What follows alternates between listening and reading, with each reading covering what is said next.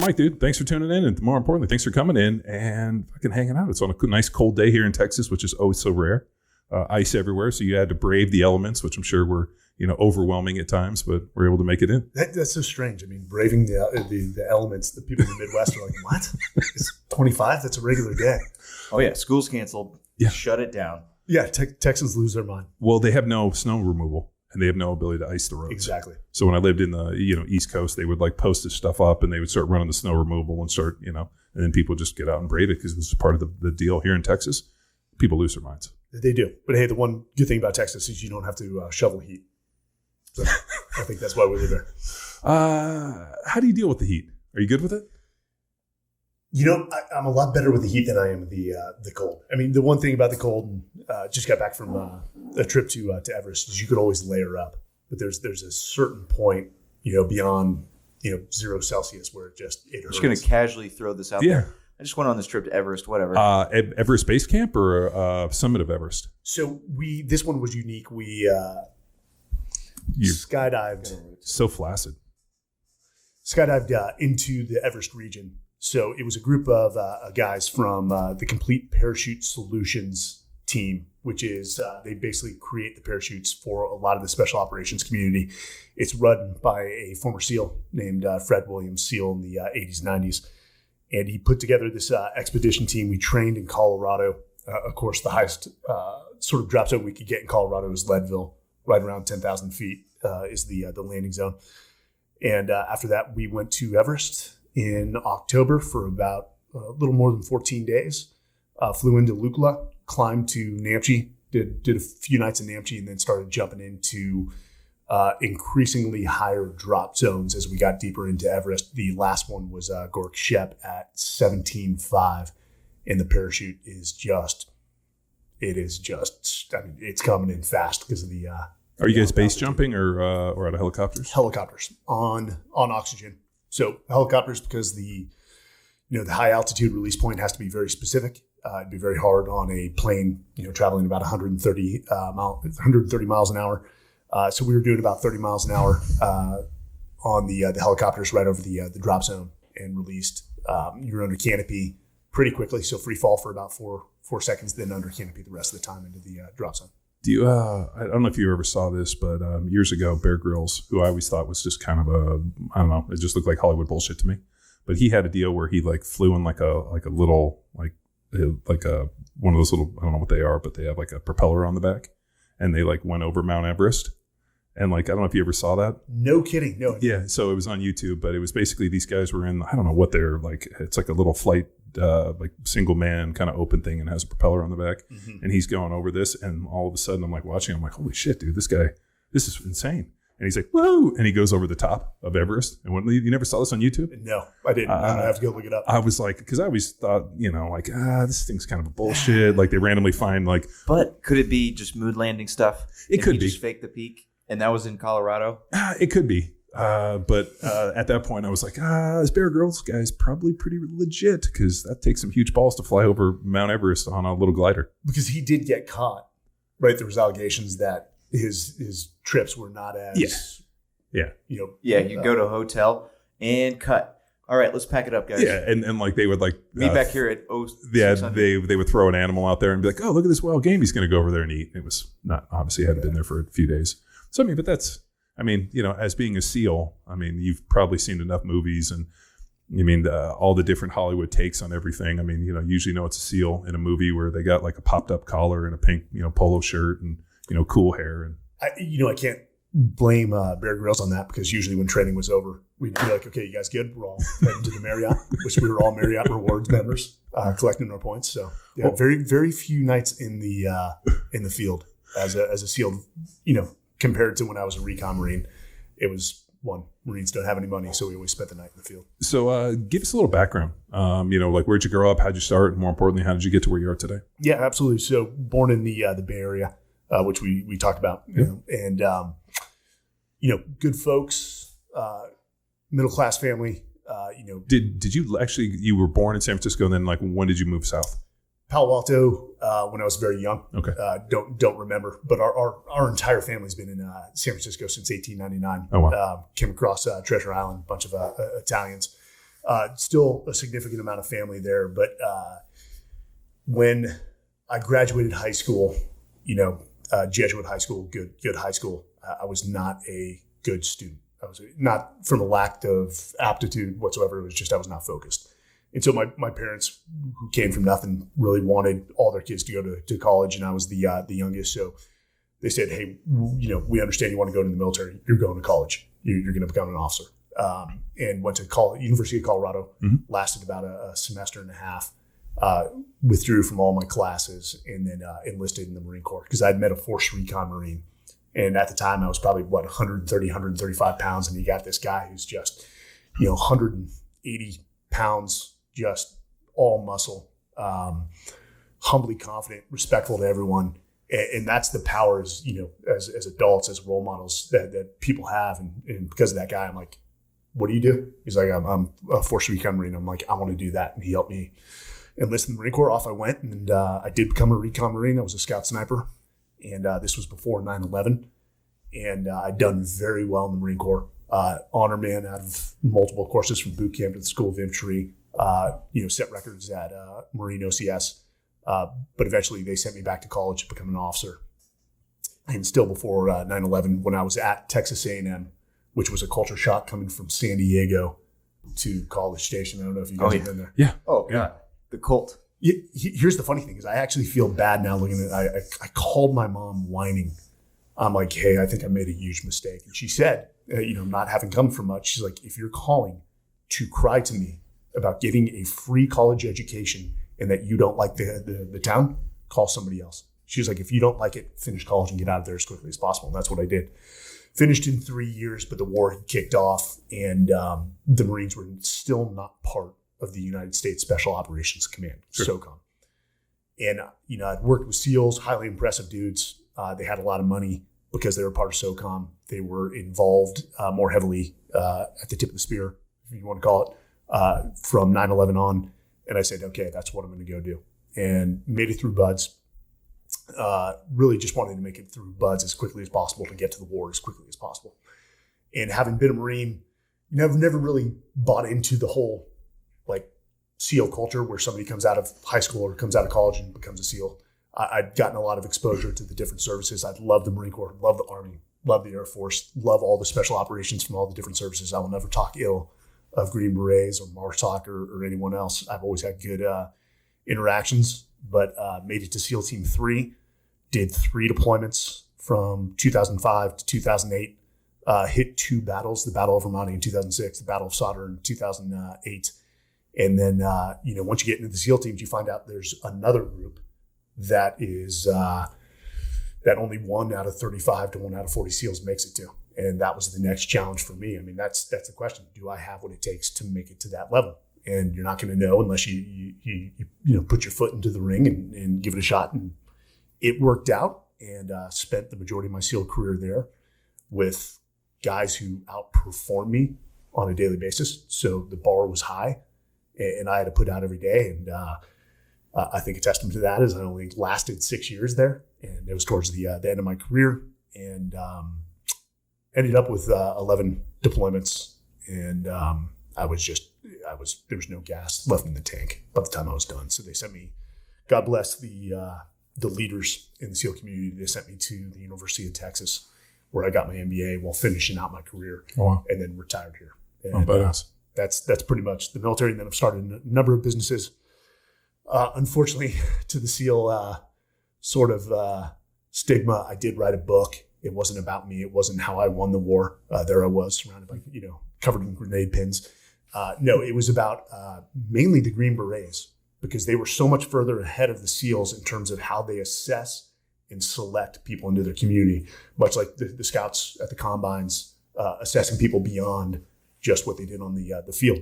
Because I was a guest instructor at the Special Forces Qualification course in 2008, and it was a shock to me.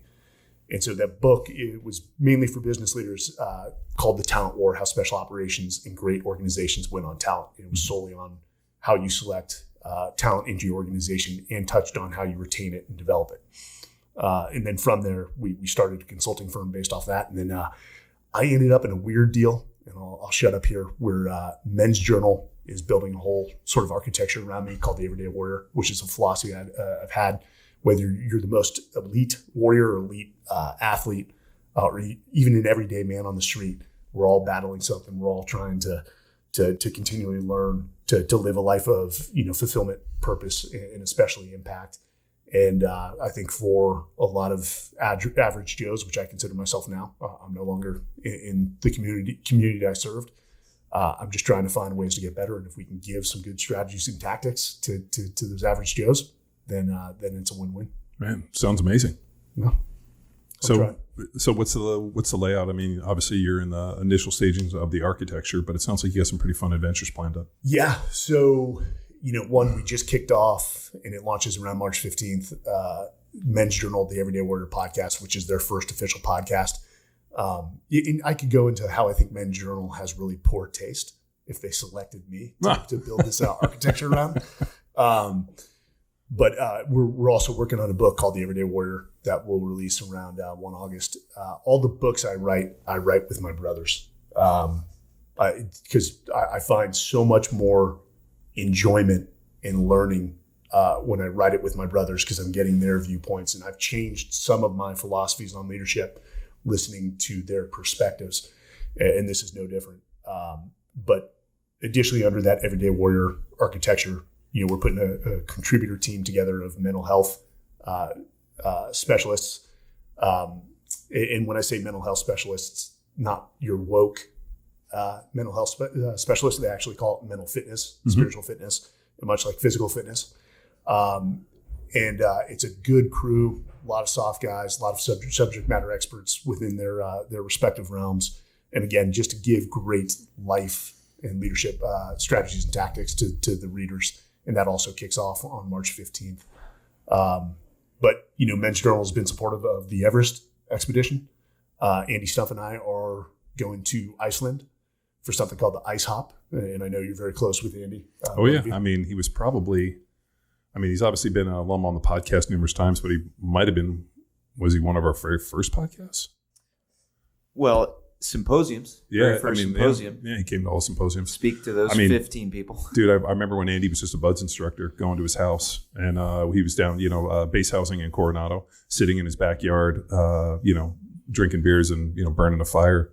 I mean, dude, probably 2008. So, yeah, he's been, a fixture. I mean, actually, when we wrote, when I was approached about the CrossFit football, we had like 3 templates that people would follow. There was an intermediate template, was actually the training template that I wrote for Andy. So he was actually the intermediate athlete. And to expand on that, how we envision athleticism and developing over time is the life cycle of an athlete. Yep. So you begin as a novice, think about your old self or the 135-pound self, either the high school football player or college kid just getting into weights. And then once you're trained, you established base level of strength and training, age. Then we get to have some fun with an intermediate, and this is the template John's speaking of. And then there's a level up to professional. Think about the individual aiming to level up to that green team. They have to have specific training for the task ahead. So what you're telling me is Andy never left the intermediate level. He just didn't have what it took. It was actually Andy owned CrossFit Coronado, and Ben Oliver was his assistant. And Ben ended up moving up to Balboa, which was my gym. And I ended up selling Ben CrossFit Balboa. He still owns it. But we would go and train, and Ben had to follow the amateur, Andy followed the intermediate, and I followed the professional that I'd written. And the idea was that you could all train together if you understood and everything kind of. So the actual field testing for CrossFit football happened in Coronado with those 3 individuals. And we tested a whole bunch of shit that we realized sucked, and a bunch of stuff that was really good. And at the time, Andy's ankle, he got shot in the hip, and with that AK round, and somewhere in some fucking shithole, and he was having issues with drop foot, and they brought him back as a BUD/S instructor, and he wanted to come back and improve his fitness, and we started training together, and he trained and I was going back to play for my 10th year in the NFL, and Andy was my training partner. I remember when this started to filter into the SEAL teams. What year was that? I was 2008. 2008 and 2009. Yeah. I remember those workouts coming in. They just sort of ended up on our common drives. Well, so Andy was kind of instrumental in that piece, but more importantly, it was just a temporalized strength conditioning program, just converted into CrossFit speak. So I always joke that like I was able to speak Martian and was able to kind of translate smart strength conditioning programs into short metabolic conditioning and use a lot of those terms because I kind of just understood it on a different level.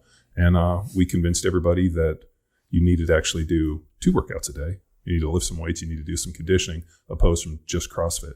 So I remember I was at a big dinner with Greg Glassman. Now we show up, and actually my brothers were with me. He had like 7 fucking drinks before we even even they brought our appetizers. And so he's shit-faced, leans across the table and screams at me, "You virally infected CrossFit. You destroyed it. You convinced everybody they needed to be strong and powerful. And being strong and powerful is way more cool than being fit." And I was like, "Oh, thank you. I'm so flattered that you would have said this." You're waiting for the criticism. Yeah, I was waiting. And then I think, it was a different time he went face down in the soup. But then at that point, they fucking carried him out. I'm like, "Yo, man, like, don't show up to a business meeting and have 7 margaritas. That's not going to do anybody any good." When you start to believe your own bullshit, and we see this so often. I think Warren Buffett said it best. He said, if you're a jerk before you have money, it just amplifies it. It just amplifies it. Just amplifies it. This happens, in the SEALs, it happens same in the NFL, right? You do this job, and then all of a sudden there's all these people around you that are telling you how great you are. And you either have to stay grounded or, be real accurate or kind of maybe, live in almost a recluded or secluded or pull yourself out of it a little bit. Because if you get stuck within it, all of a sudden you have all these yes men and all these people telling you how fucking great you are. And it's really hard to not start to believe them after a while. I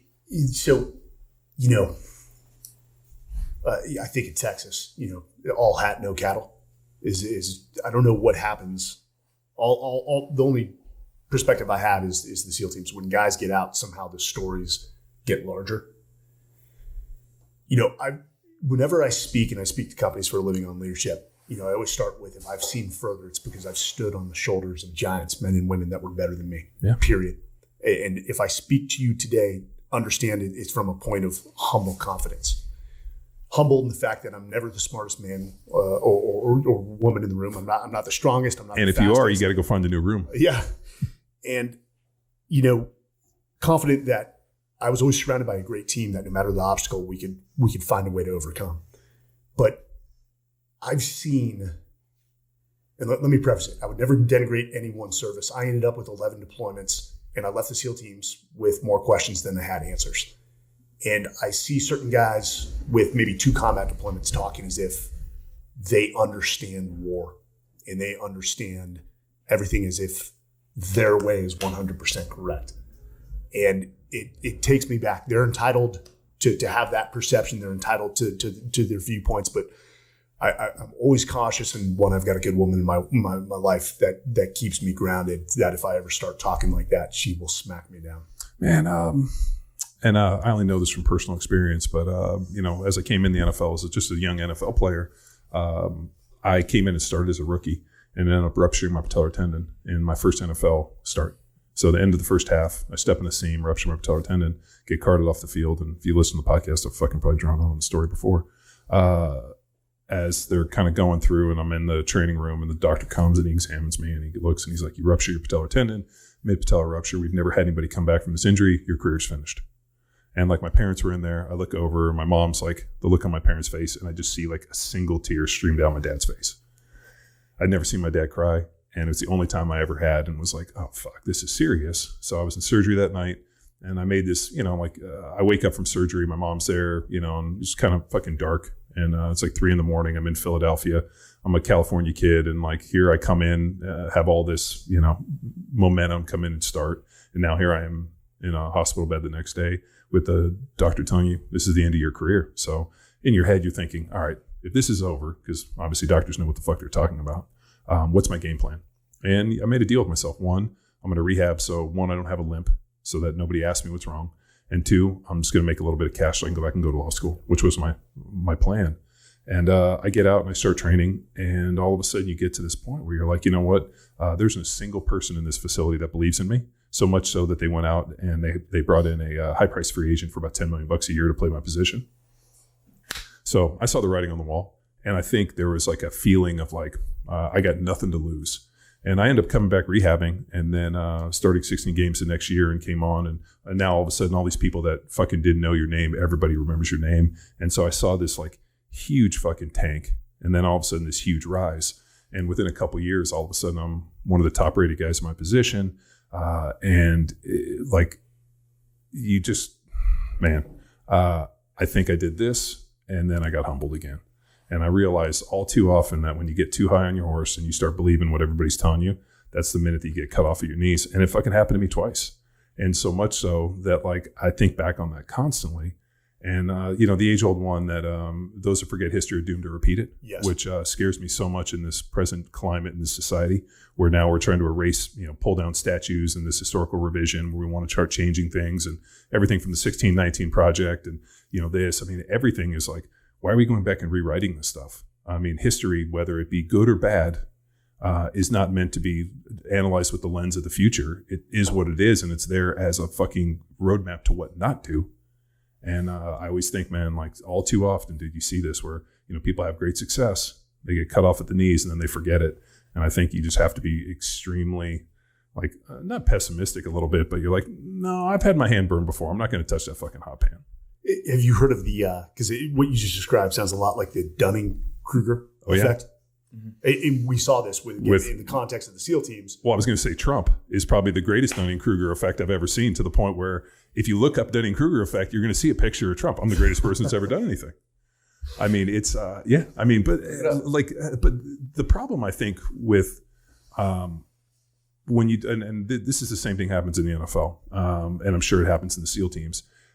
When guys are in the fight doing the job, you have this daily reminder exactly how good or bad you are. You get judged every single day. All of a sudden, when people retire and they step away from it, then all of a sudden this machine starts to grow. And I hear guys on TV and, I played against Strahan for years and Stray's an incredible player. Don't get me wrong. But like people start creating this like bigger than life image of these individuals. And I'm sure it happens with the SEALs too. A mythos almost. It's just this mythology around that individual that just doesn't hold to be true. And we have that within the SEAL teams, man. Is it bad? It's pretty bad. Let me put it this way. First off, Hollywood portrays, because they got to sell movies. They portray guys like that are larger than life characters that usually were not the best SEALs. And the most lethal elite warriors I've known, and I do not put myself in that category. I served next to them, but I do not put myself in that category.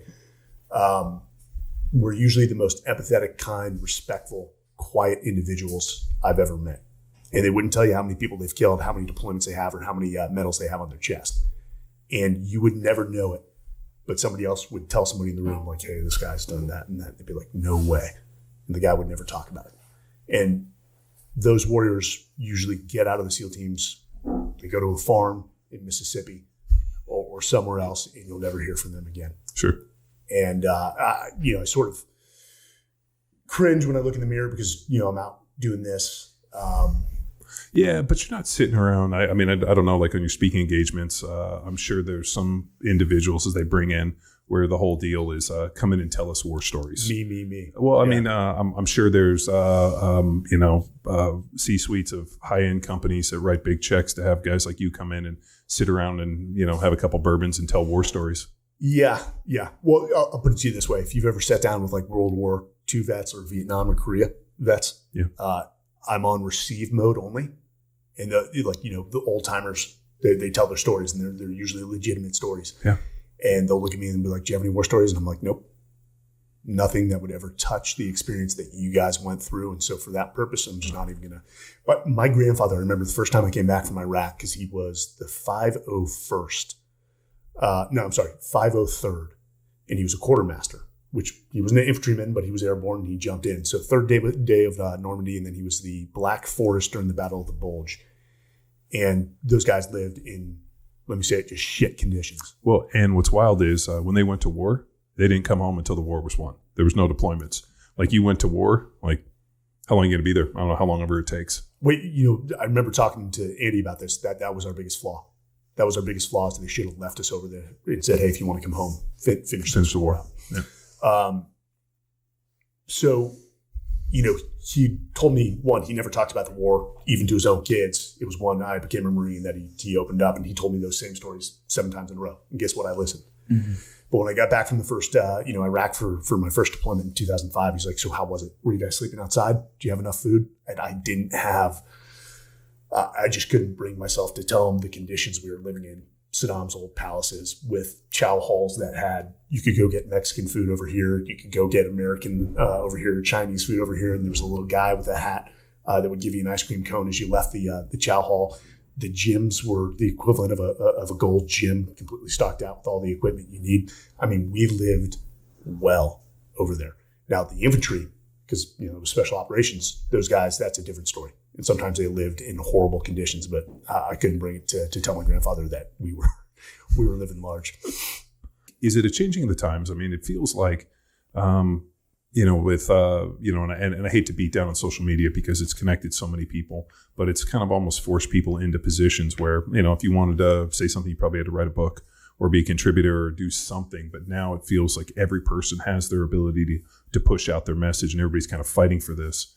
And it just feels like, people can cultivate an image where, think about social media. I've met people through social media and been like, man, this is completely different than what you fucking portray.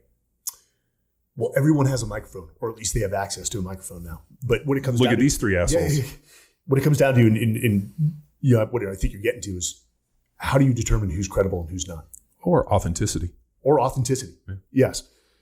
And,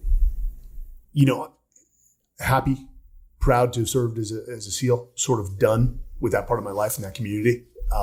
There are guys out there that, I'll be honest, the warriors I know, they see it and they'll text me. They cringe at the notion that this guy is out in the limelight. At the end of the day, I'm happy if that's what's working for them and they're successful.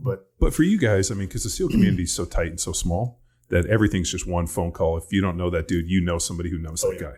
And so it feels like the type of thing where, and just like anything, like playing football or in anything, there's good SEALs and there's bad SEALs. Just like I watch NFL Sunday and I see guys up there commentating and I'm like, I used to fucking take that guy's lunch money every day. And he's up there talking about, when he played in this. I'm like, you sucked. So, you say something very interesting. There's good SEALs and there's bad SEAls. But to the public, I don't think that exists. It seems like they paint all SEALs or special operations. Let's not make this so SEAL-centric. They paint them all in these, I say, rainbow colors. Like they're all just amazing. They're all heroes. And that's not the case. You know that, having served at that level. What is it? Power's law, that an overwhelming majority of your results are driven by a very small minority of your team, your organization, or your company. It holds true. Is that the 80-20?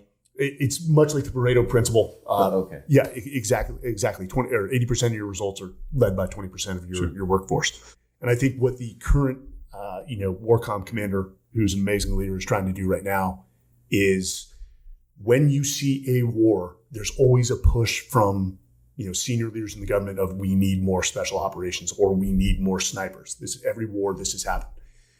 And we try to maintain the standards as much as possible, but it becomes a numbers game. And what the current commander, I believe, is doing right now is he's trying to make the teams small again so that they can control the quality of each of the operators to a higher degree. But, looking back in the SEAL teams, we preach a big game, but did we always hold the standard? And the answer is no.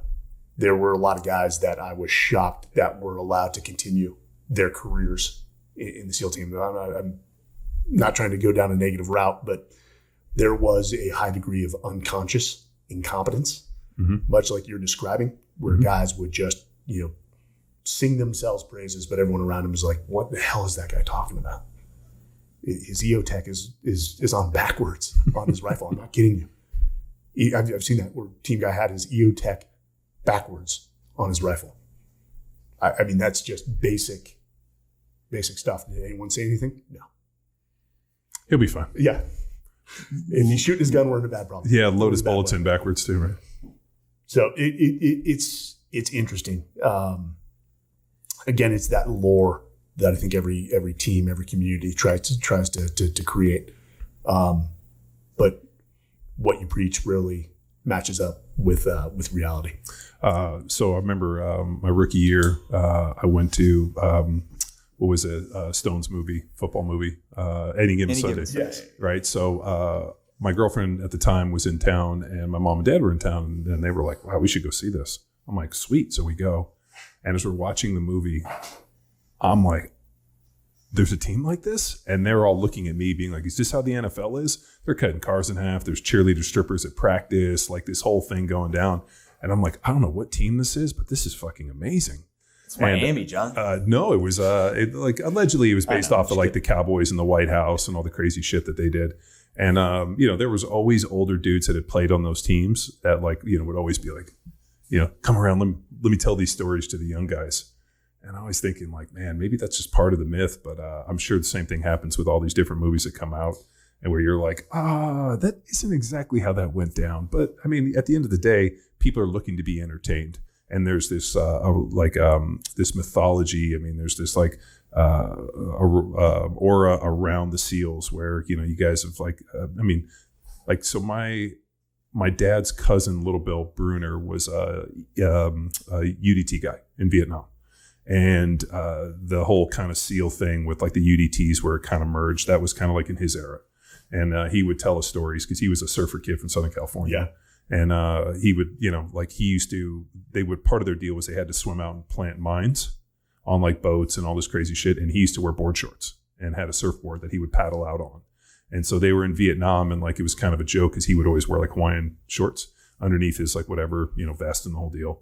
And the only thing I knew, he would tell us some stories, but he was such a terrible alcoholic that he's like, all we did was drink. And his whole thing was like, the only real legacy of these guys is alcoholism. And it got to the point where he drank so much that he had to mix milk with the vodka because it was killing his stomach. Yeah. And then he started kind of gaining weight. And every time we'd see him, and he's like, well, I switched to non-fat. I was drinking too much. And it was just a weird thing. We were always stoked to go see him because the stories were epic. But I watched that man like grow, and he wasn't a big dude, and he ended up dying. But I remember him telling me the only legacy from this thing from Vietnam was drinking. And he's like, some guys did drugs, and most of us just drank ourselves fucking unconscious every day. And so like, as an adult, I wish, he passed away years ago. I would have loved to have heard more of the stories, but I was a little kid when he was telling us, but he was like, yeah, I used to paddle out on a surfboard and board shorts and go out, and we would basically plant mines on enemy boats and the whole deal, and they'd blow shit up. And he's like, I was good with explosives, and then came back and stood up the bomb disposal and the bomb ordnance deal for LA County police department. Amazing. Yeah. That was a hard breed. I mean, we've got a mutual friend, Dr. Kirk Parsley. Yep. Kirk didn't see any combat. He was a SEAL in the 80s or in 90s. What's wild about Kurt is he's always told me I was a peacetime SEAL, and I'm always like, Doc, like, but you did like, first of all, what does that matter? But you did something so fucking cool in terms of helping the SEALs. Like when the guys from Damn It came to visit us. We had him here working with those guys, and one of the things they were so excited was to meet Parsley. So had Kirk in that generation gone to war, they would have been awesome. Maybe better than us. And my only hope is that the next generation, we did our job so well, training the guys coming behind us, that the next generation of special operations guys is that much better for whatever challenge they face. But, I call it the generation game. We were... when I say we were fortunate to go to war, that does not resonate with all people. You guys understand what I was saying. We were fortunate to have a purpose to go to war, to meet evil where it was and defeat it. But that's just good timing. It was just timing, and you don't get to choose your timing as a warrior or as a war fighter of when war happens. But the best you can do is make sure that you're ready for when it does come. And quite frankly, when 9/11 happened, a lot of us did not feel ready. We were training for the next, what you see happening in the Ukraine right now, for the next conventional war. That was our focus. So you were at Team 3, and they were, because wasn't originally like the SEAL teams broken up into different parts of the world? Like there was cold water, there was jungle, and everybody kind of had their specialty. You're absolutely correct. And Team 3 was sort of Middle East desert focus, but that went away just due to the needs of the war. In that Team 3 or Team 5 wouldn't be able to handle the requirements on their own. So they, regardless of what the specialties were, they deployed all SEAL teams. And so we got away from that geographic or terrain-based focus, and everyone was pretty much doing the same workup for direct action raids, mobility, land warfare, things along those lines. We actually, truthfully, we degraded our water skills because it just wasn't relevant in the global war on terror. But there's a big push to get back to, from what I've heard, no longer attached to the community, back to that geographic focus and then back to the water. So I did a number of seminars for the guys at SDV team in Hawaii, and went over to the clamshell and worked with those guys. Got a chance to see the SEAL delivered vehicles and all that. And that is the worst fucking job I've ever seen. Those dudes were like 13 for 15 hours underwater. Like they were taking me through all the mixtures that they do I was like, holy shit, dude. You guys are strapped in this thing underwater. They're like laminating magazines, reading under there. I mean, like of anything that I saw, that was the one thing that I was like, there's no fucking way I would do this. You will hear no disagreements from me. Those guys are as good as it gets in the water, and that is not an easy job. No. And I always had a deep, deep respect for those guys because I don't want to take a 15 or a 5-hour ride off the coast of North Korea in December. And the wild thing is a bunch of the dudes were all big dudes like me. And the only thing I thought was like, did you guys finish last in the PT test or like what it was? Because I was like looking and they were all like kind of big jack dudes. And I'm like, you guys were too small to get over the wall or something happened. There had to be some filtering out that got you guys here. Yeah, they usually volunteered. They usually volunteered out of buds and went that direction. But again, they have a very specific focus. But when they are called, those guys perform. Yeah, it was cool. As we were going through it, the guy, it was, their Master Chief was Kevin Fields. I don't know if you remember Kevin. I know the name. Yeah, so he was funny. Like one eyebrow was completely white, which I'm pretty sure comes from being a Master Chief, where they roll you in salt. But I got a chance to go, and it was cool because they were like, we have no budget. It's just an open check because the shit we do is so far off of like nobody wear any medals. Nothing's ever presented. Like, we kind of operate in this different kind of, kind of dark space. And it was super cool to go over and really see something that nobody ever talks about. And like, you're never going to see those things in Time Magazine and nobody, it was, that was a really fun couple of years when I got to go over there. And to some degree for special operations as a whole, it needs to be put back in that black area. Hey, I understand the need for transparency amongst the American people, but some things shouldn't be transparent. And for the protection of, the operators within the larger special operations community, some things should not be advertised in the media. Bottom line. Wow. So with, dude, there's so much to unpack here. I sometimes wonder, we had a situation, we were 20 years in, at war. And I remember we went down and taught we were in contracting basically to implement power athlete systems for the 18th Airborne Corps. So we were basically going to implement what we do here for 90,000 troops. And so we went down and worked with 18th Airborne Corps.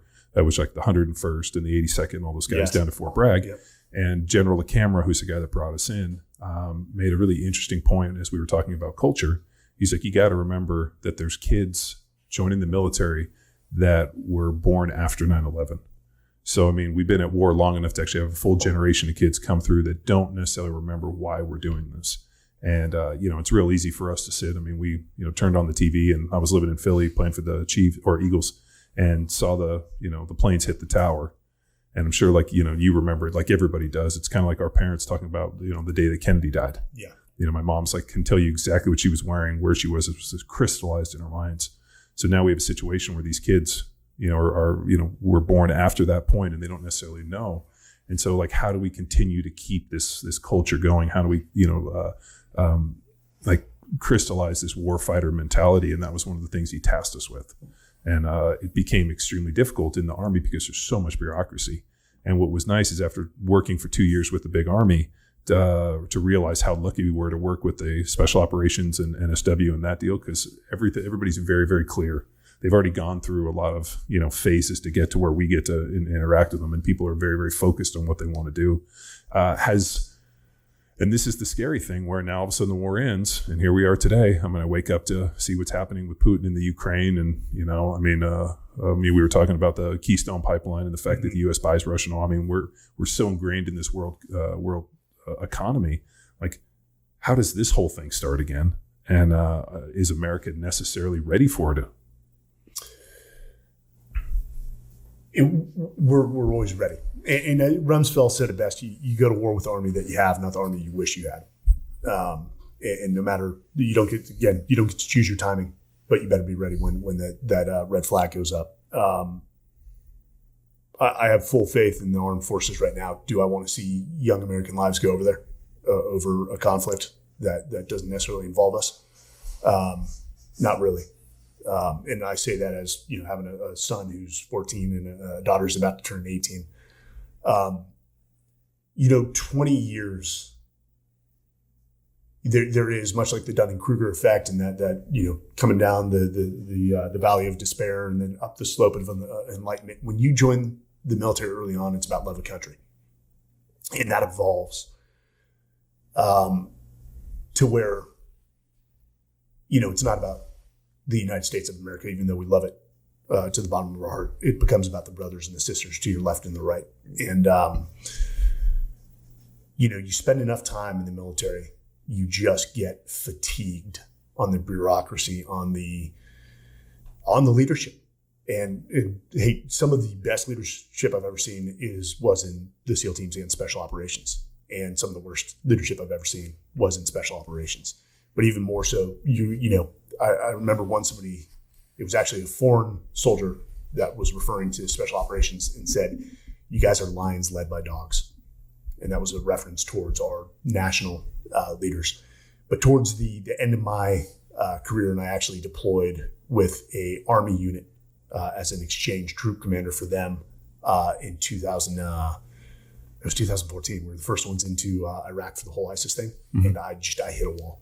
I was done with the BS. We basically had no authorities to do anything. Yazidi people were getting massacred, and we're less than 100 miles away to do something. We had no authorities to do anything, and I lost all my soul. So it's not surprising that when a lot of guys leave or retire, spend 20 years, they're just done with government. Well, I mean, just from we went through in terms of the contracting thing, there was it was really wild with our program. The guys at the top, like the general officers and those individuals, were all like forward thinking, understood it, were super switched on, and all the guys at the bottom wanted it. There was this middle management. I refer to them as turkeys, which are just big butted birds that fly, make a lot of noise and a mess. That were literally this just black hole. And I'm like the disconnection between these guys and these guys is stuck in this just abyss. And it's policy, it's this. I mean, my first thing was like, this guy sits in front of a computer sending emails all day. Like, what's he doing in terms of like actually getting better? And it just became this really weird thing as we got into when I realized that there's like such a disconnect between the people at the top and the bottom that I don't even know how we're effective in anything with in that realm. So we're very selective about the operators that make it through the special operations assessment selection. You have to be equally as critical on the people that you let into the special operations community within the support realm. The people that handle acquisitions, people that handle logistics, people that handle your intelligence, that will tell you to go out on a target. Even your JAGs, your military lawyers. You have to screen them to make sure that they have a bias for action, that they understand the purpose of the mission, that they're mission driven. I mean, look at it. Rob DeSantis, if you didn't know it, was the lawyer for SEAL Team 1. He was a Navy JAG and had an amazing reputation. Because I had no idea on Rob DeSantis's background until I actually researched it. And I was like, holy shit. Like this, he's a legit dude. Stud. Yale baseball team captain. But he had a great reputation because he always found a way to get to yes. Hey, we want to go do this operation. We understand that there's rules of engagement. There's some nuances to this specific mission. How do we get this done? And how do we stay within, the legal, green area, so to speak? And lawyers would find a way to get to yes. And it's the same thing. If, these generals are eager about getting this training going, it's, you got to have people that are willing to support them and move that football rapidly. Yeah. But that's government contracting for you. Oh man, it's dude. I always joke too that the government, especially in the military, it's like a big black hole they throw money into. That as long as the same amount goes in every year and just a little bit more, if the money comes back out, then they flip out. Like we have to spend all this and get substantial products to show, hey, we Oh, that's where the money is versus. So they would. We came to the conclusion they would rather spend $20 million on trap bars they'll never use than actually spend $1 million to actually train somebody how to use them. Because at the end of the year, the bean counter's gonna be like, well, we got these. And it was just this weird thing within contracting where they were more interested in investing in hard items like bullets, beans, and boots was the comment we were. That actually investing in increasing proficiency of an individual through education wasn't as valuable as boots, beans, and bullets. So I do remember this. One of the things that we wanted at our respective outstations, even in Afghanistan and Iraq, it didn't matter where we were going, is protein powder. And it was so hard to procure protein powder through the government contracting system. Of course, there was boxes upon boxes of Otis Spunkmeyer muffins, every type of Otis Spunkmeyer muffin you could want, and candy and all that, but we couldn't get protein powder. And I remember our Army equivalent had figured out the means to secure it. But I remember that being the biggest fight. It's so common sense. If anything, I want to make sure that I'm maintaining, my protein intake per day, even if it puts me into ketosis because I'm not eating enough carbs, whatever. I just want my protein powder, and the operators wanted it as well. But that's what gets so frustrating. Now, some people have the temperament of they understand that's a government and they just can continue on with their career for 30, 40 years.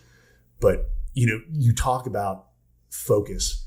I think it was Elon Musk that recently said, he's like, hey, this is all about, capital allocation and how the government spends their money.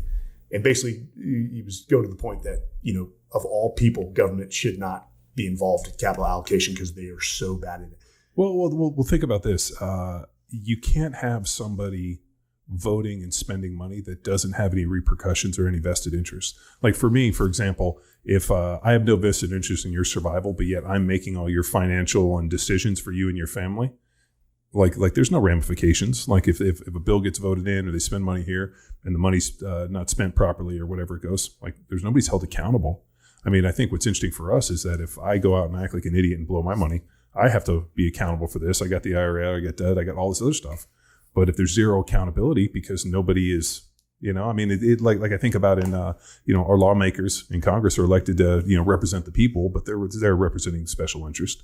And, if they vote in a bill and the bill goes sideways and something bad happens, it's not as if, we're basically filing charges on them, deducting it from their bank accounts. I mean, they kind of vote and move with impunity.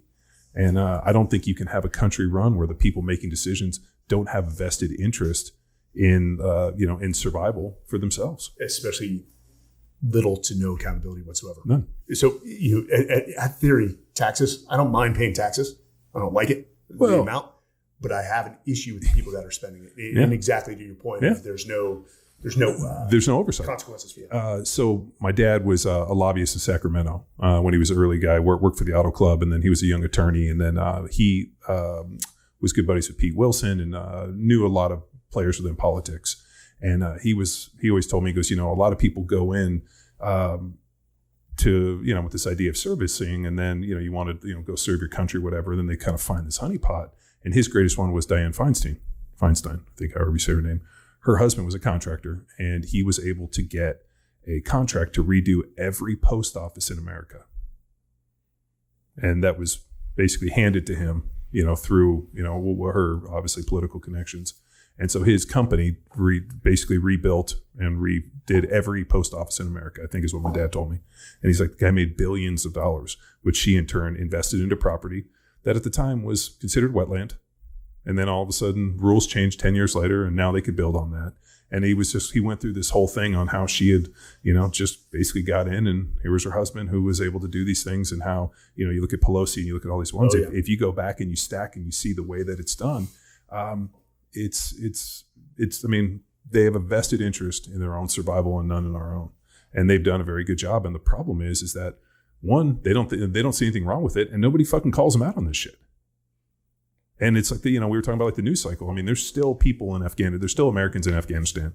And where's that on the news cycle? So I don't know how much time we have left. You got as much as you want. I think we're going to solve America's problems right here. Fucking, I'm excited. We're in. No.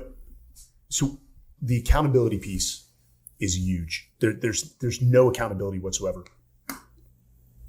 for anything right now. I know Biden just forgave $16 billion in student loans. that doesn't reinforce the right message. Look at it from I didn't know he forgave student loans. Yes, so it just came out, $16 billion in student loans. It just, it's amazing how many things we teach our children and then we violate as adults. There's no such thing as a free lunch. Yet then we go and forgive $16 billion in student loans. Or you teach your kids, hey, if you can't afford it, don't buy it. But then what do we do as adults?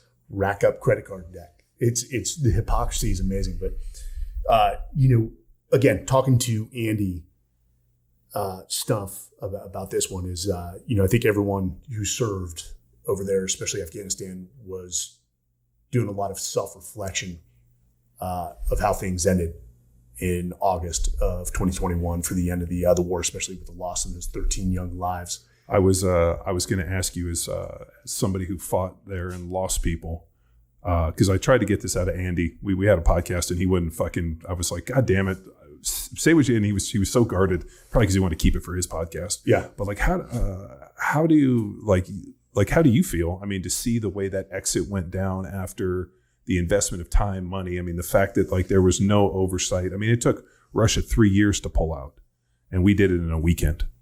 And we left billions of dollars worth of equipment. I mean, I think I saw that, now those individuals are probably like the fourth most well-armed army on the planet. I mean, we left all of our stuff. I mean, we pull out, we're running like you said, dogs. I mean, it's, I know how I feel looking and seeing like, there's a lot of good, the amount of people we lost. I mean, it's yeah. I got the news. I had my Wi-Fi up on the airplane when I was flying, and it had just come across the news cycle that those 13 young lives were lost. I forget where I was flying at the time. But I'll tell you what I'm not going to do is I'm not going to point fingers. But I do think there needs to be accountability. And when I was talking to Andy about this, regardless of the outcomes, the worst thing we can do is not have a very candid, vulnerable discussion amongst military leaders and national leaders of what went wrong, what could we have done differently so that the next generation is armed with that information and hopefully does not make the same mistakes that we do or we did. But, I looked at it internally and I didn't have many good feelings, man. I felt like a failure. I hold myself accountable because there were times, I'm going to be honest, where we were forced to train our Afghan counterparts, and we were pushed to say, hey, they're ready. We're like, God, actually, they're not ready. Well, hey, you've been with them for 14 months. You're telling me you haven't accelerated their skills. Yeah, we may have to a certain point, but these guys are not ready to go out on their own. They're not able to defend a region if you gave them a geographic region in Afghanistan. So there's accountability on my part that I ever said, hey, these guys were ready, because I felt that pressure from up top. But there definitely needs to be accountability at all levels to have that conversation about Afghanistan, about Iraq, about the global war on terror, and what we messed up, quite frankly. And I don't think a lot of leaders want to do that, because then that means the fingers end up pointed at them. The media's going to exploit that for a national leader being vulnerable to admit his own mistakes. But unfortunately, that's a product of the environment in America right now. But I did hear one SEAL go on national news who I don't think ever served in Afghanistan, and he said that hey, well, we kept the enemy at bay for 20 years, and I'm like, is this the everyone gets a trophy sort of concept here? Yeah. Because America wasn't attacked before 9/11 until December 7th, 1941. I mean, so this is the thing that was so confusing to me, and I still remember George Bush, that whole deal. We're going to go fight the war on terror, which to me feels like we're going to try to feed the homeless. It felt so open-ended. It felt like a checkbook. And I think if we're going to declare war, we're going to do this, there has to be a clear, defined picture of what victory looks like. And I think what happened, and Evan Halford said it the best, CEO for Black Rifle Coffee, yes. Former CIA guy, wars of occupation are transfers of wealth. So when you get into a war of occupation, it's about transferring wealth of the American taxpayer to different government entities and contractors. And, look at Halliburton and all these people. I mean, billionaires were made within the last 20 years. And all of that money was just actually a slow stream or a fast stream, however you want to call it, of American tax dollars being funneled to these different corporations. And he's like, dude, wards of occupation. There was never a clear, defined version of what victory looked like. And I get nervous with all these things where it's like, we're going to fight the war on terror. What the fuck does that mean? Like who, where? I mean, so that means we can go anywhere where terror is instead of saying, you know what, this is in retaliation for this. These are the bad people. And when the bad people are gone, we're going to come home. And I think we should never, if we're going to go to a fight, we need to know what it looks like to win a fight. And more importantly, if we're going to go do it, go win and then come home instead of like getting there and then basically turning our guys into fucking targets because all of a sudden you slap the handcuffs on them. So much to unpack there. Well, one, Evan is 100% right. And we all know this. I mean, John Doerr that wrote the book, Measure Everything. If you do not have defined, very objective goals, then you're pissing into the wind. Sure. And you don't know what victory looks like. You have to define success. I don't know where in our thought process we thought that, hey, we can go nationalize Afghanistan, a completely different culture that lives, I mean, those people live one valley deep. You mean, wait a minute, we can't bring America to everybody after 3,000 years of war and fighting and, you know, what do we call it? The graveyard of empires? Graveyard of empires. I mean, if you go look at everybody smashed their fucking empire on the rocks of that fucking place. And those people have been at war forever. I mean, like I remember Andy telling me, he's like, dude, they're basically making AKs out of like tin in like dirt. Out of like with molds, and these guys are basically built. I mean, he's like, dude, it's insane to see what these guys are doing with resourceful. They were absolutely resourceful.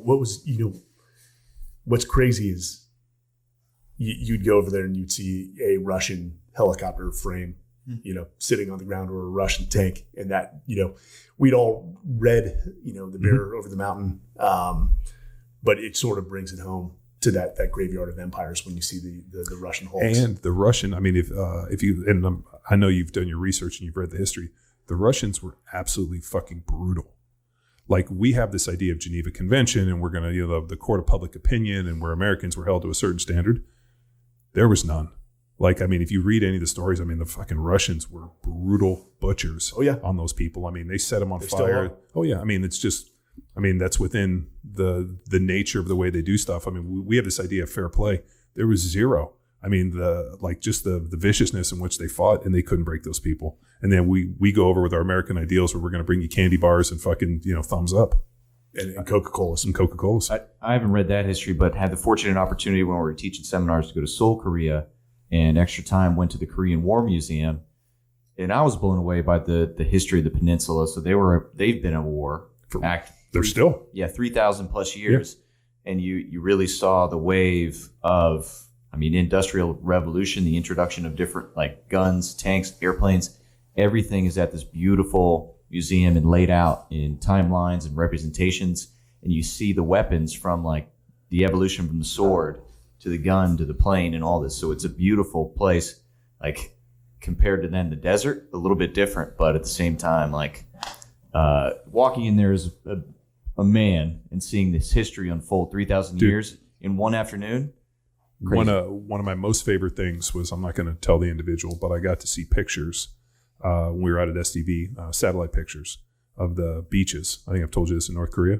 They rake the beaches every night.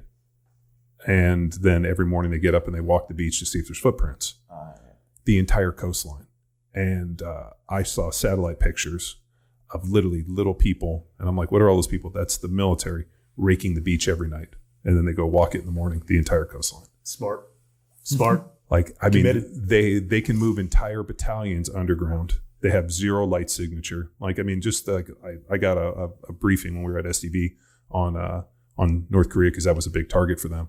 And they were just showing me some really cool stuff. And I was like, holy shit, dude, I had no concept. They're like, we have no fucking concept of what happens there. That's a testament, not a good testament, but a testament to how that government runs themselves and keeps a shadow over their region, which I know is horrible for their people. Oh yeah. To your point, here's what I would summarize it in trying to bring our democracy and our ideals to wildly different cultures is, one, don't commit to war lightly. I think after 9/11, the answer is there. You're going to war and we're going to make those people pay. But when you go, Yes. I mean, one, don't get comfortable. We got so comfortable over there that we looked forward to deployments. Like we looked forward to it. And had they kept us over there and said, hey, you're not coming home until this is over, I think it would have been a completely different mindset, a completely different, drive to get it done as quickly as possible. But when you commit to war, be violent. Be violent to a point that even your allies are like, don't ever mess with the Americans. End it as quickly as possible. That means there's going to be collateral damage, and come home and bring our American boys and our American girls home. Bottom line.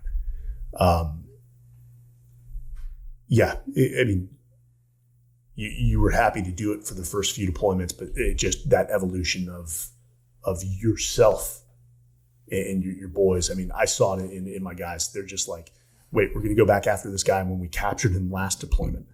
You're going to throw him in an Afghan jail, and he's just going to be released within 2 weeks. There were guys that our guys went out and actioned a raid, captured them, only to have them back on their target deck a year later. That just, I think for any smart person, that just starts to close that deal for them. They're like, yeah, I'm over this. It's done. I'm not putting my guys' lives on the line to go back and recapture this guy. Do you remember the movie Heartbreak Ridge? Oh, of course. It's one of my favorites. But he made in there, he talked about we're 2-1 and draw. Remember, he talked about we won World War I, World War II. Korea was a draw. We lost Vietnam. I don't know what. Afghanistan. It's a loss. It's a no. It's in Iraq. To me, Iraq was a loss. That's me personally. I'm not. To other people, it may be a victory. Well, but the problem is, and we could probably spitball it here. Like, what's the definition of success for us to implant kind of an American regime of capitalism, democracy, and whatever else we want to do? I mean, was that the goal for us to go and basically create little America in Iraq and Afghanistan? Well, don't fight the last war. Don't fight your last war just because you were highly successful in World War II and you brought, civility. I wouldn't say civility, but you basically helped rebuild two industrialized nations, Germany and Japan. They were industrialized before the start of the war. You helped rebuild them to a point where, their economies were contributing to the world economy. That worked then. It wasn't going to work in Afghanistan. Yeah, but they were never developed. Well, I mean, if you look at the pictures of Iraq and those countries back in the 70s, they had universities. I mean, it's pretty wild to see what's happened within the last 50 years with the advent of, this kind of extremist Muslim deal. Islamic, terrorism. Yeah. And the same thing about, if you saw pictures of Bagram and Kabul back in the 70s, I mean, you had girls wearing mini skirts. Dresses, and there were lakes, and there were universities, and there was education. And I mean, it was unreal to see pictures of before and after from the 70s today. And so it just goes to show you that it only takes one generation for shit to go down. And that's what I think people don't realize. It only takes one generation for things to turn. So if you're not prepared to annihilate them, then just don't. Then don't go. Yeah. Well, and the other big issue we ran into was, the enemy of our enemy is our friend. So we were over there actively, training the resistance against the Russians because we felt if we armed them, if you go back and you understand the history, Saddam Hussein and these guys, it's so crazy to think that especially with Osama bin Laden, all of these guys were CIA operatives and we were arming them and now all of a sudden then the Russians go out, we peel, and then those people turn on us thinking that they, It's amazing how things circle around. And at the time that made sense during the Russian occupation of Afghanistan, but it's amazing how that came back to bite us in the ass. Yeah. And I think Charlie Wilson's war, for people that don't want to read about Charlie Wilson, go watch the movie. And at the end, I'm forgetting the guy's name, Dustin, is it Dustin Hoffman? Actor that, not Hoffman, but basically said, we will see. We'll see. Yeah. Said the wise man, we'll see. He sort of foresaw that, the Taliban in even more extreme form, Al-Qaeda, even more extreme form of the Taliban was going to come in and exert their control and change Afghanistan for the worse. Man, all right. So we've effectively pulled out of there, and now, and this is, and everybody was telling me you're acting like Chicken Little when all of a sudden Biden goes in and actually approves a defense budget that was $25 billion greater than what Trump's was in wartime. And upon seeing that, I'm like, is this basically them teeing up for what, because if you think, I think Evan Halford made a good point. He's like, in the 200 and I don't know where we're at, 250 years of this country, we've only been at peace for about 17 years. And it's America's greatest export is war. So, I mean, is that a gearing up where now all of a sudden we're in this situation and this is our next big piece? You know, I would say always stay at a perpetual state of war. Always. Is the understanding that there's somebody at the gate that does not like America for the beacon of light that it is. And so we will always have enemies. I think we just have to be smarter about the conflicts we choose to engage in, which is, you know, even I've evolved in a lot of my perspectives where, you know, I go with the old quote, the only thing necessary for the triumph of evil is for good men to stand by and do nothing. Yeah. Was that Einstein? Was that Einstein? Yeah, I don't think it was Einstein. I think it was, we're going to have to look that up. Charles. And I believe that. And I think as I get older, now that my kids are of military age, I was happy to go. You know, and I saw my old man, a guy who's, you know, hard as nails. You know, I watched him cry because I'd come home wounded on my second deployment. And every time he saw me go, like, it was just hard for him to see his son go to war, knowing that he may not come back. But that didn't affect me in the slightest. Not that I'm not empathetic. I was happy to go. I think you develop empathy as you age, because I had none. That's probably true. And now that I'm a father, and as I'm growing older, I realize that you develop empathy over. I mean, maybe some people have it early on. I had none, and then all of a sudden, like once you see your own kids, because I had none for myself. You know, you fucking shatter yourself in the rocks. It's fine. I'll rebuild. And exactly. You know, now all of a sudden you see kids and they hurt themselves, and you like, oh shit, like that's where empathy comes from. I think for being a parent, you are 100% correct. And I think I've felt that my empathy has grown since I've gotten out of the military, and I've had nothing but time to reflect, man. Nothing but time. But, you know, I've evolved in the sense that, yeah, there's evil out there. We can't combat all evil, and especially if it's my kids going forward. And I know that is so selfish, man. You know, I just would hate to see my kids wrapped up in a conflict with leaders that I no longer trust. Yeah. That's my bone to pick. Now, if there's great leadership that I trusted, you know, if my son still to this day tells me, hey, Dad, I think I want to join the military, whatever branch he wants to join. Yeah, inwardly, am I going to be like stoked and proud of him? Yes, but in time of war, that's a different beast in itself. I think I would try to re-enlist in whatever unit he's going to. He's like, come on, old man.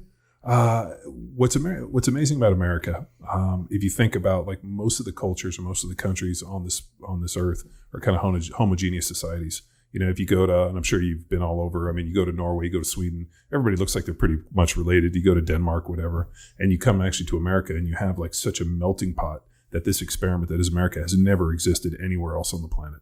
I mean, you go to Africa. I mean, dude, the ethnic genocide is insane. I mean, where they'll go and they'll slaughter people just because they come from a different bloodline or follow a different religion. I mean, we talk about how terrible America is. I mean, dude, you look at what happens in Africa on a daily basis, and it's like it's unbelievable. And this has happened through history, that people have slaughtered people that don't look like them or don't follow within what they want. And we have a deal in America where, you know, you look at this melting pot of people where, you know, the only common denominator is your Americans. And this has never existed on anywhere else on the planet. And I think people don't always give it enough credit. Right now, people are just willing to crap on America. And I'm talking about Americans. Americans are willing to crap on their We're the nation. fucking worst. So people are fighting to get into our borders, and you have people sitting around on their fucking iPhones complaining how bad it is. Perspective is one of the most powerful tools that anyone can have. And I think, you know, I'd like to say as you age, you get more perspective, but I don't think that's necessarily true. The more you travel, the more you go and see other cultures and other societies and how bad they have it over there. Again, talking about Nepal, you know, as we were walking the trail from Lukla to Namche, the river it's got to be somewhere close to 40 degrees. It's got to be freezing. And there's a child being bathed by that water, screaming his head off, and like the daughter's waiting for her turn. I mean, they're happy. They were kind to everyone. Yeah, because they're doing cold water therapy. Don't you know? They're doing regenerative cold water therapy. It's super cool here to do. But if that was Americans, you would have social media, off the hook because people are showering in not freezing, but cold temperatures, and we've lost perspective. Well, and people are, it's led to a sense of entitlement. Somebody said it best. Yeah, America, we've got a lot of problems, dude. We've got our lion's share of problems. But even if you multiply those by 5, we're still the best nation in the world. Well, we Jordan Peterson did a speaking tour. So Tex and I went with took Doc, Parsley and Brandy. That was last month, wasn't it? Yeah. So we went on his first night, and it was really it was excellent to see him stand up there. I mean, if anything, like he's going to have to develop a higher amount of fitness just to be able to stand up, and it was just it was interesting. But he had before he referenced it, he had gone on Joe Rogan for about 4 hours. And so I've been working through that podcast, and in there, Joe was talking about, the iPhones and how Apple's gotten rich. And this kind of brings up this idea of like, this is a terrible exploitation. And he brought up a great point where he's like, it's not at all. We're basically giving these underdeveloped countries a chance to catch up, and that every country has to go through this process of, $5 an hour, and they're going to go through this process. And if we didn't have them built there, they wouldn't be affordable. So then these individuals couldn't afford to build them. They wouldn't make the money. And more importantly, we couldn't get them to the consumer, so it wouldn't exist. That this is a necessary evil, that every country has to go through this maturation process of developing. And this is how you develop countries, by these bigger countries farming their business and allowing these individuals to make a living. And, we're over here from our ivory towers looking down, but $5 to those individuals, you laugh at it, you scoff at it, it's money on your couch. That's the difference between them and their entire family living in existence. And that while, yes, we look at it as exploitation, this is what's putting food in these people's mouths. And it was such an interesting perspective that, it's so easy for us to look through our ivory tower and feel so bad for these individuals and feel bad for ourselves. But if you think about it, I mean, the only form of they talk about, world hunger, we throw away more food than any country on the planet, you think, in just excess. There's nobody's starving unless they're trying to do intermittent fasting because they think it's cool. I mean, nobody's showering in cold water unless caloric deficit. Yeah. Gotcha. All right. Yeah. I mean, people are showering in cold water because they think it's restorative, not because they don't have fucking hot water. So, I mean, a lot of these things we're having to create hardship because things have gotten so easy. I mean, if you go back to the Matrix, he said the same thing, that when they made everybody successful, they failed in that version of the Matrix and they lost entire pods that they had to build hardship in, which to me is like the most telling part of our society. I want to stay here. So this in my mind leads to leadership, personal accountability, and how we as leaders can use created hardship to now teach and grow. So I'm using myself as an example. High school lacrosse coach. I have 6 hours a week with the opportunity now to express hardship, even though I understand the community that I live in and the opportunity that these kids have in school and parents and all that, like vehicles and everything. So now it's still my responsibility. I understand, yes, this is where I live, but I have 6 hours to make an opportunity to then instill leadership and create perspective. So now this leads to your experience with your MBA, from your experience with your military. How can we now make leadership, hardship, responsibility a choice? So we're all familiar with the phrase, get comfortable with being uncomfortable. Yeah. It's almost like you have to deliberately place yourself into hardship, as you're saying. Hardship is the most beautiful thing in the world. I would not be the man who I am without the hardship of the Marine Corps and the recon community and the SEAL community. And it's only through that hardship, when you're pushed to your mental and physical limits, that true learning and growth takes place. And the same for the kids that you're coaching, is they probably don't look forward to those 6 hours because they know you're going to push them. As long as you're explaining why you're doing what you're doing and trying to reinforce those points, those kids may not understand it for another 10 years. But that's okay. I don't think I did at that age, or why my coaches pushed me so hard. We've gotten comfortable. We've gotten comfortable as a nation. And, from that comfort has, entitlement's been born. And it seems like it's so easy now to say, because you have so much, I have so little. And it's your fault that I have so little, which goes back to your accountability point. So to me, when I talk about leadership, I talk about discipline and accountability. If you look up the definition of discipline, it's usually an external factor. you screwed up. I'm going to come in and I'm going to impose discipline. Same with accountability. Hey, you screwed up. I'm going to have to hold you accountable. That's an external factor. One of the things, and I think the biggest missed opportunity, which is a whole different line, is we are not teaching leadership within our education system. And I remember the University of Texas MBA, one of the professors said, hey, well, University of Texas MBA, we produce leaders. And I, in a very tactful and professional manner, I said, hey, I sort of disagree with that. You've got these, I don't want to say kids, you have these men and women for two years. In the military, we're very good at leadership development. In fact, we're better than the private sector. And that's what my management consulting firm does, is we build leadership development systems for companies. Leadership development takes a very, very long time. Usually, I'm sure you had great folks, and it sounds like you had great folks.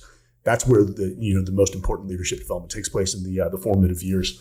But you cannot have self-discipline with self-accountability. And it seems like nobody is willing to hold themselves accountable today. If something goes wrong, the first reaction is to point fingers at somebody else and say it's their fault. And if you do that first, then your discipline is going to suffer. And so those two, accountability and discipline, are just so linked at the hip that if you don't have one, you're not going to have the other. One of the guys that we work with at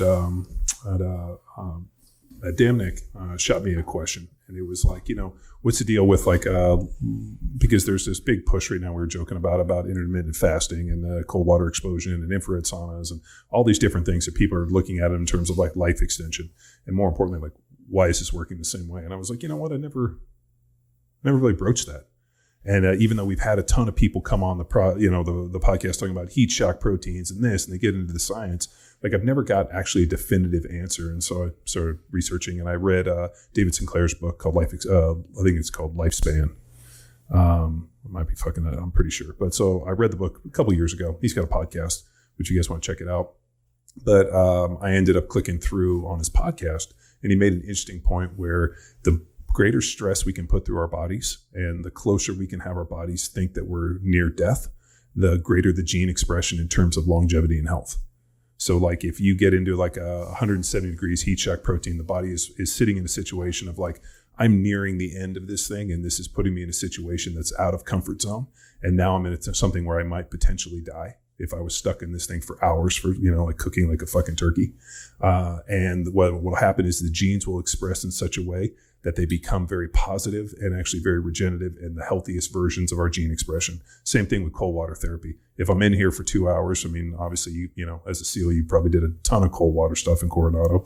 But if you were to emerge in 40-degree cold water, other than maybe if you're Wim Hof and can do some breathing, most people will eventually fucking shiver and die like Titanic, right?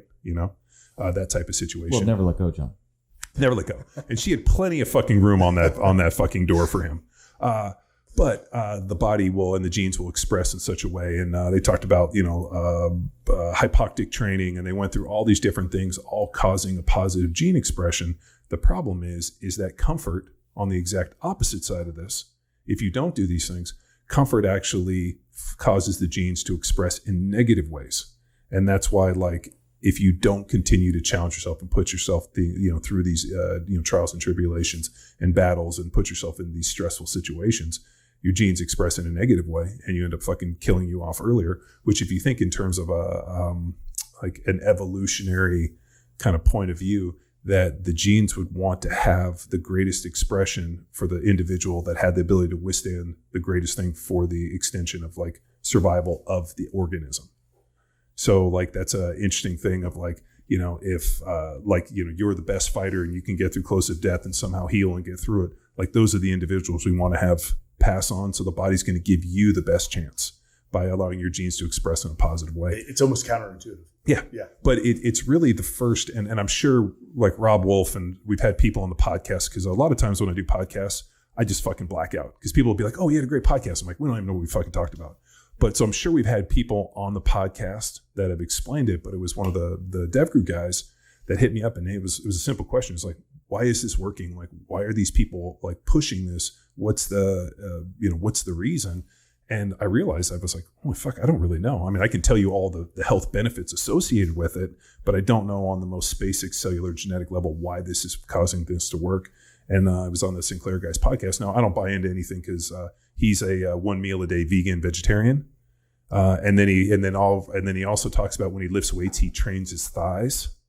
Anybody, it's like, hey, I'm going in today to train thighs. Like at that point, just like the life bouncer gets to punch you in the face. So he's like, oh, I trained my thighs. And he's a 1 meal a day vegan vegetarian guy. So he totally lost me at that point because he was talking about, the greatest way to survive is to keep muscle mass. So I'm eating 1 meal. Yeah, there was a lot of stuff. He's also like this big. So he's a really small human. What's up with the assault on meat? I just don't get it. Before we get there, to build upon that, John, is we as a human race have the opportunity, we have mentors. Like animals, stress, survival, genes pass on. But now, going back to accountability, we as mentors have the position. So that's what the aim with the kids, and this is a ease, like what separates a good from a great coach is your ability to train the emotional response to stress. And that's what I aim to bring to the kids. It's not, hey, what's our conditioning test time? No, how are we responding to conditioning? Is it, hands on the knees? Yeah. Is it oh God, stick on the heads? Is it like I come off the sideline after my run and just throw my gloves on the ground because I work so hard? No. And instituting with the team, something I'm referring to is the science of the sideline. Like I want you to look, I'm holding you accountable for how your posture is. We can connect that back to Jordan Peterson, right? Chapter 1 in the 12 Rules of Life. How your posture is. If you look tired, don't act tired. Yeah. Certain things like this, science of sideline. And now here we are in season. Look at those guys right now. Yeah. And so I'm using that, but we've laid the foundation, but aiming to, yes, we are going to work hard. It's my expectation. Like I'll give you a pat on the back and we'll say good job, but aiming to teach the emotional response to the stress that I'm enlisting, hoping, yes, maybe 10 years from now, it does carry over. Dude, that shit works. So when I was in the NFL, I had a deal where if I was on the field at the change of a quarter, I would sprint to where, so aiming like now to teach a lot of lessons that we've spoke about. Like if we were on like one goal line and all of a sudden the quarter switch and you switch sides and you got to go down, or I think it's a quarter. Yeah, no, it's on the quarter. So we switch. I would sprint as fast as I could down because I never want anybody to think I'm tired. Being like, oh fuck, this guy's running down there. I would just take off running. And there were numerous times where I could hear people groan when they saw it, like realizing like we're in the fight and this motherfucker's sprinting. And I'd stand down there and I'd wait. And I realized that like I just go down there and rest. They couldn't see me, but I would take off running. And I think that there's a psychological deal. But what's wild is that I think for most of human society or human time, I mean, evolution, like whatever you want to call it, like the point that we've been on this planet, there's been a certain amount of fucking hardship. I mean, when you had to get up every day and go out and try to kill something that wanted to kill you and drag it through and subarctic temperatures. I mean, here we're talking about ice and cold. What if like, here we are in our little like, wood hut and we got to go out and try to make dinner tonight. Like, I mean, these people survived in such a way that you would think that like the strongest of, and I'm sure it came from SEAL teams, the strongest shall survive, but it's true within the species. And now we've created such a high level of, I guess, ease that, you got people that are virtual dating in the fucking metaverse because they don't have the ability to go. I mean, dude, I was going to tag you on this guy. Well, you sent it and you're like, yeah. I did. Me. I did. So this person, this roommate, whatever, was filming her roommate on a metaverse date. So the guy had his IR goggles. He was sitting there with a glass of wine and he was like talking to the chick in the metaverse. He's like, oh, it's so great to get out. And then they go to like hug and kiss and they're video and the chick's videoing this dude doing this. And it's like, my roommate's on a metaverse date. This is the weirdest thing I've seen. And I sent it to these guys, was just like fucking FML, fucking kill me. I'm glad I missed that. This current form of dating, because when I moved to Austin, it was my last tour in the military. I was at 18 years. What year was this? 2015. Okay. And I, freshly divorced, and didn't know a soul in Austin. And then linked up some guys at the bar. They were cool, became good friends, and they introduced me to Bumble and Tinder. And it was game over from there. I missed that whole thing. So my wife and I got married in 2011. You met naturally. Yeah. We met at a location and actually talked at the gym. At the gym, there you go. Yeah. That's where you meet girls that are into fitness and like to bang weights. Those were the prime Tinder years. What? So my wife. What was the like? What year did Tinder and all that stuff start? It was around, I want to say, 2014. Because the only internet dating that I was made aware of was Match.com, because a guy that I played college football with, he was getting married, and I was like, holy shit, you're getting married. He called me and he's like, going to invite us to the wedding. And I was like, great, where'd you meet your wife? Yeah. He's like, oh, I met her on the line. I'm like, what do you mean you met her on the line? He's like, oh, this thing called Match.com. I'm like, what's that? He's like, it's literally Match.com, and you put in profiles and you explain it to me. And I'm like, holy shit, that works? And you're getting married? And like, it was the first time I'd ever heard of anybody like meeting somebody, and like it just didn't exist because we were at cool places where there were hot chicks. Match.com was 95. No kidding. Tinder was 2012. Yeah, 2012. so I missed that. So I've got to ask you guys, because I've the gym is church. And everyone should be quiet, and there should be very little talking. And I do put my resting bitch face on to hopefully keep people from coming up to me. But do people approach you at the gym? Occasionally. And of course, I'm going to be very kind, respectful, and tactful, but try to keep the conversation short. Where do you train at? Do you train like a 24-hour Gold's Gym or something? So I've got a small gym, nothing like yours, called I call it the Small Minds Repair Shop. I repair my mind every day, get ready for what's in front of me. But well, you're always welcome to come train with us, dude. Done. And I'm going to have to bring Men's Journal and cover a workout. But we can lift weights, and then I can also show you how to build trucks and weld in the same place. It sounds like a man hour. So we work out at the Lifetime downtown across from the Whole Foods. But my wife is a beautiful woman. I'm batting way out of my my league, dude. Way out of my league. But we have this unsaid rule where, like, you don't hit on people in the gym.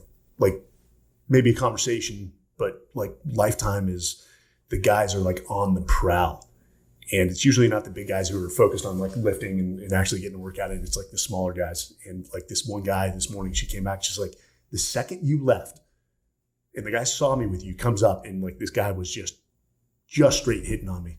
Tried to end the conversation. She walked away. The guy comes back up. And she's being polite. But I always thought, when you go to the gym, always give women their privacy, their space, let them get their workout in. It was an unsaid rule to me. I don't know if you guys. So when we first moved out here and before we built the gym, I was training at Gold's Gym. Mm-hmm. And I don't think a single person, actually the only person that I ever talked to and ended up becoming friends with was Jesse James, the bike builder. Yes. So I had met Jesse years before, and I was in there and I see him and I was like, holy shit, you're pretty far from Long Beach. And he like kind of looked at me like kind of nervously, and I was like, yeah. And then we realized like, oh shit.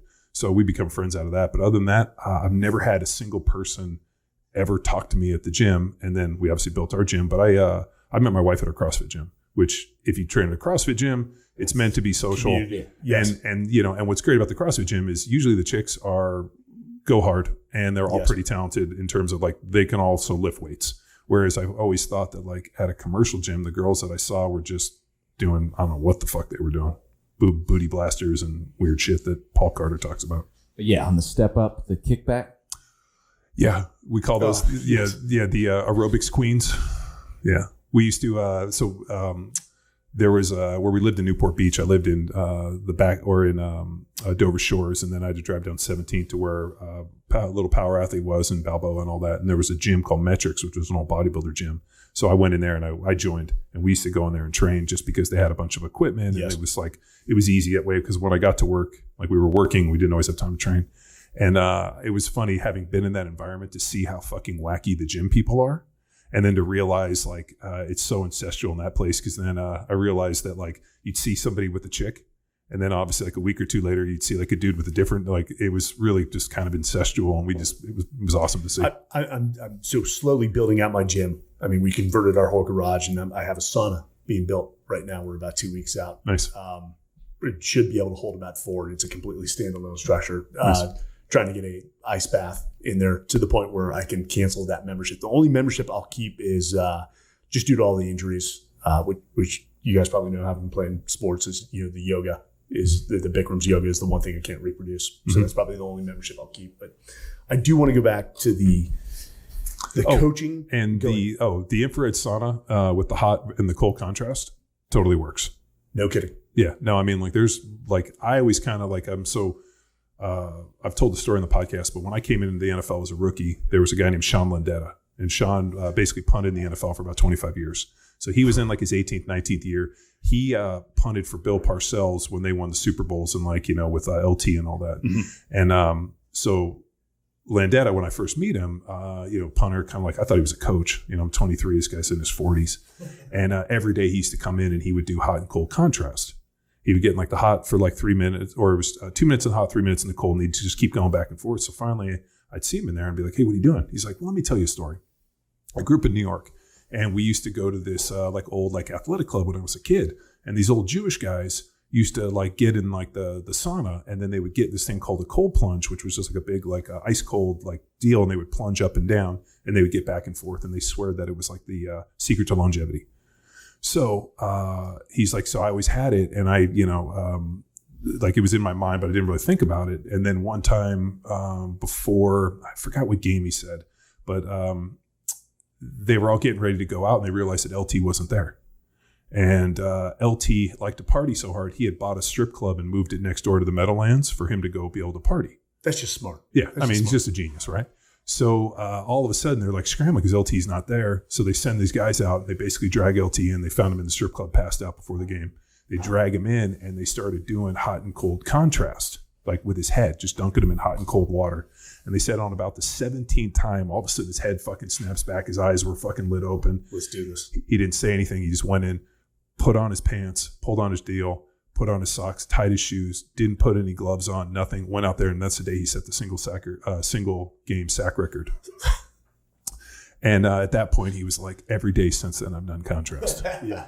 And I looked at him, and I was like, so we're doing contrast every day. So I did it every single day in the NFL. And then it's funny because we've had people come on the podcast to talk about heat and heat shock proteins and cold and this, and you look at all this shit, and I'm like, Sean Landetta said old Jewish men did it, and it got LT the fucking single sack record. I'm fucking in. So that whenever people are like, oh, what do you think of this? I'm like, fucking do it. Get hot, get cold, and fucking keep going back until you feel bulletproof, and you can go out and fucking have 6 sacks in a day. Based off my non-empirical data, it works. Yeah.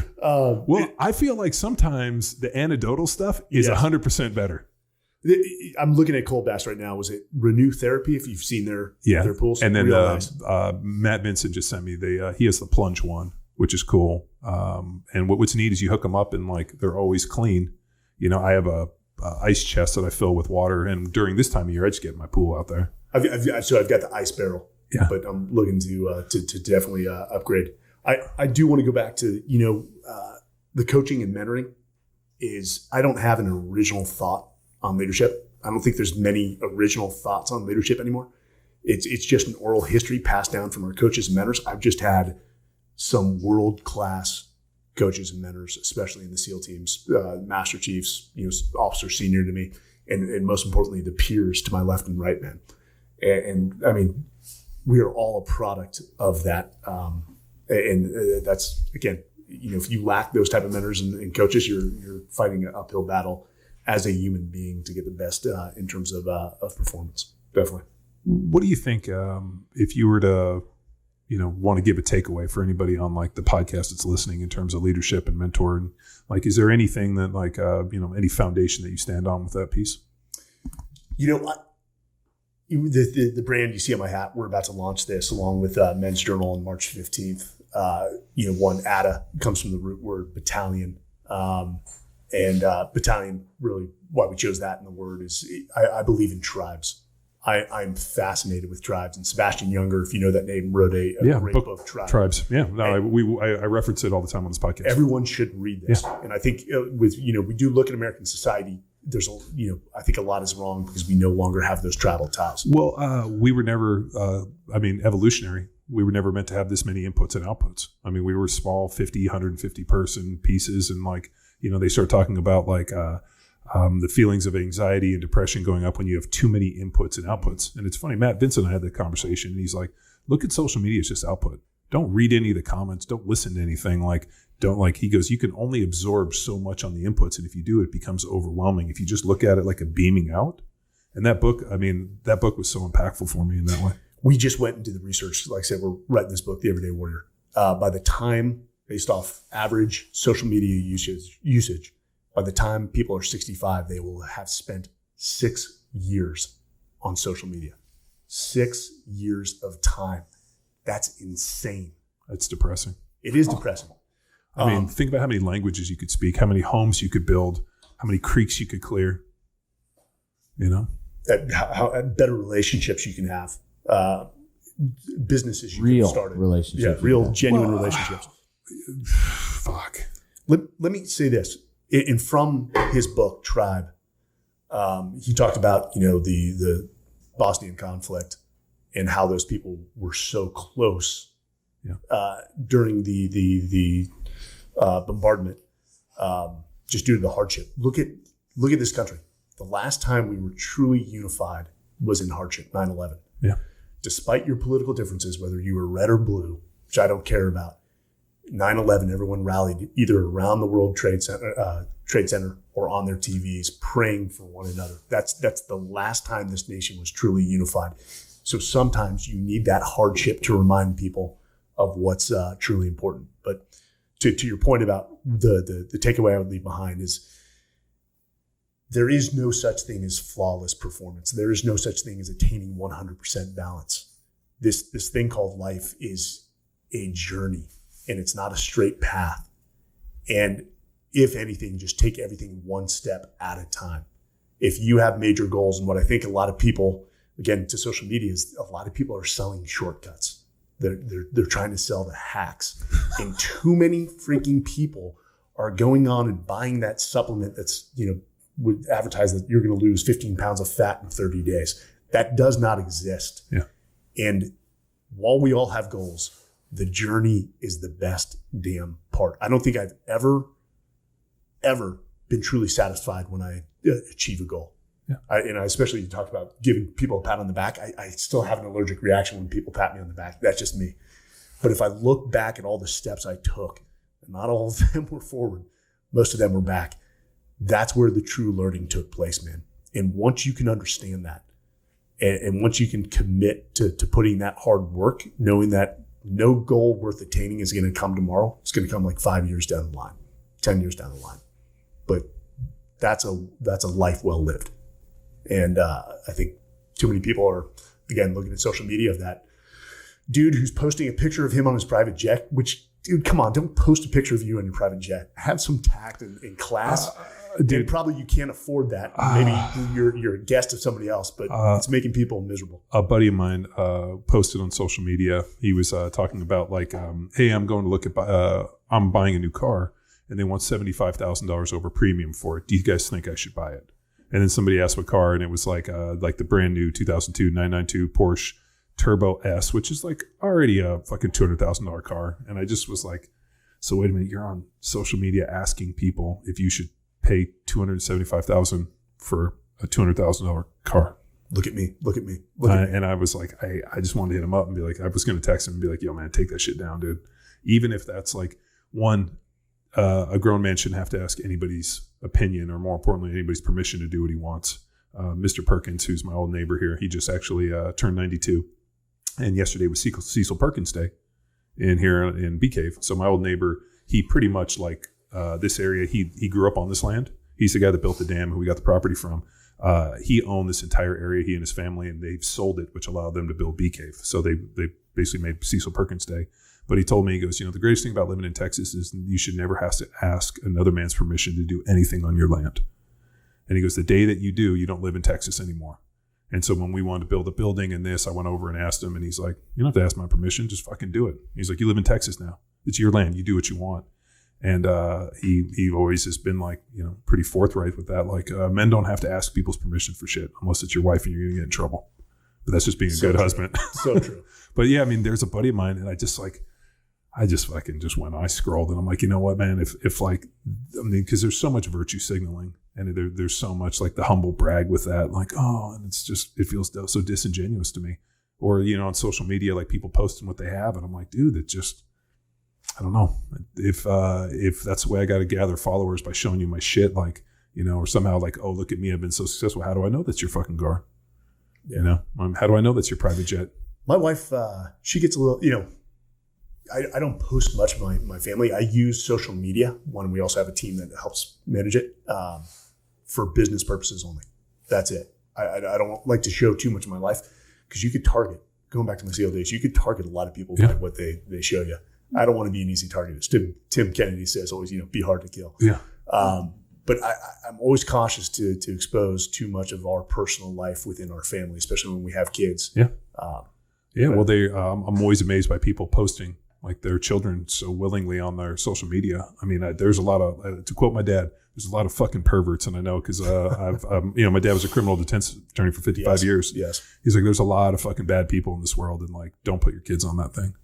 And I see it all the time where I'm like, I just kind of cringe. And it's an interesting thing. Like we've a certain layer of trust is evolved with people that I don't think exists, and I think it's a facade. It's a level of comfort that we shouldn't have. So you reverse the old Reagan quote. It's now verify, and then I'll trust you. The trust but verify that's burned me too many times, and people all put up a good face. Well, you've got to go to. I think for me personally, I've got to verify. Well, we talk about when you push out to the fringe, it's only one person. So like if I meet somebody on the fringe or like somebody there and they don't it's not one phone call, and I'm sure we're talking and it's like, oh, do you know? Yeah, I can make a phone call. I've eaten dinner at his house. Yeah. Like these are good friends of mine, and like when you realize when you push out, and it's like, oh, if you know so and so, or if you call somebody and they're like, that guy's a fucking piece of shit, you're like, I like you. It's kind of like the age old I'm nervous of people that don't like dogs, but I'm totally convinced when the dog doesn't like them, something's wrong with that person. Couldn't agree more. Dogs are a great judge of character. Yeah, great judge. Yeah. So, anything else? Well, dude, that was awesome, man. Thanks for coming on, and more importantly, just hanging out and feel like I made another good friend, another ally. Whichever I meet people, I'm like, how have we not been friends before? Well, dude, again, thanks for having me on, guys. And we're gonna have to get that workout in. I want to see the pain you guys drive home. Well, we like to bang heavy weights and do some short, hard conditioning and call it a day. So, but man, thanks for tuning in to Power Athlete Radio. Bye.